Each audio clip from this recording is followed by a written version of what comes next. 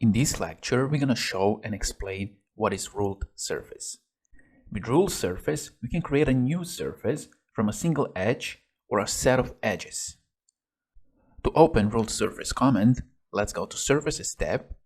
Let's choose here ruled surface. Here we have a different types of ruled surface. So we have tangent to surface, we have normal to surface, we have tapered to vector, perpendicular to vector, and sweep. So first we're going to show tangent to surface. So here we have to select edge or set of edges that we want to extend. So let's choose this 3D sketch, and here we have existing surface, and now let's choose this edge. And now we see that we have extended this existing surface by 10 millimeters. Here we can choose direction or distance, so we can go with 10, 20, and so on. And this new surface is tangent to existing surface. Now let's click OK. And this is the result. Here, if we go to our surface bodies, we see that we have two bodies, body 1 and body 2. Now if you want to see only a new surface, you can go here and we can hide this surface, and this is our new surface that we have created.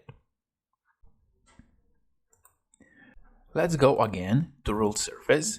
Let's create a new surface again. And now we're going to use edge of the new surface that we have created, this one.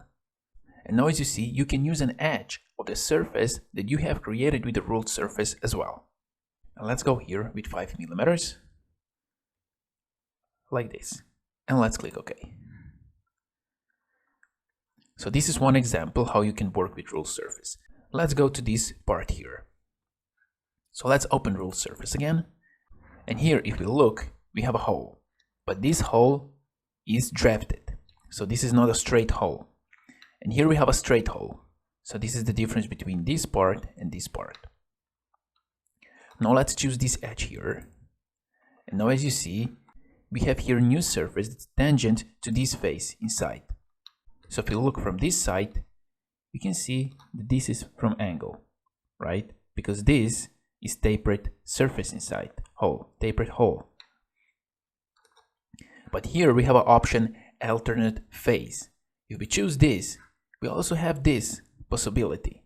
And this is because this edge belongs to this face, but also belongs to this face inside. And that's why we can have two tangent surfaces here by choosing only one edge. We can also, instead of one edge, we can add a new edge. For example, we can choose this edge here, like this. And we can also go with alternate face, like this, as well, because this edge belongs to this face and belongs to this face here. So this surface can be tangent to this face and to this face. And you can change that by clicking here alternate face. Now if you notice, when I click here alternate face, we only change this surface because we have selected edge 2. If we select edge 1, then we can see that we only change this surface and this surface doesn't change. Like this. Let's delete this, clear selection. And now for example, we can also choose all of those edges. We can just click separately on each edge, or we can clear this. We can go here with mouse, right click, and select tangency. And now we have something like this. And we can also go with alternate face. But now let's look at this. If we click here on the edge 10, this is this edge, this fillet. And now if we go with alternate face, we only change the direction of this edge here.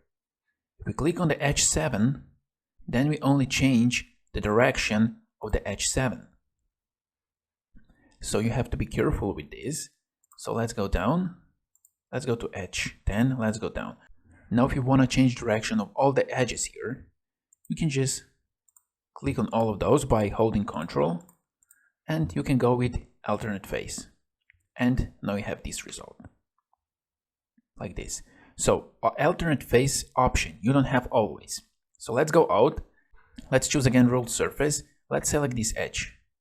Here we don't have alternate face option because this edge only belongs to this face, this surface. It doesn't have another surface. So you can't always use alternate face. And this is how works tangent to surface.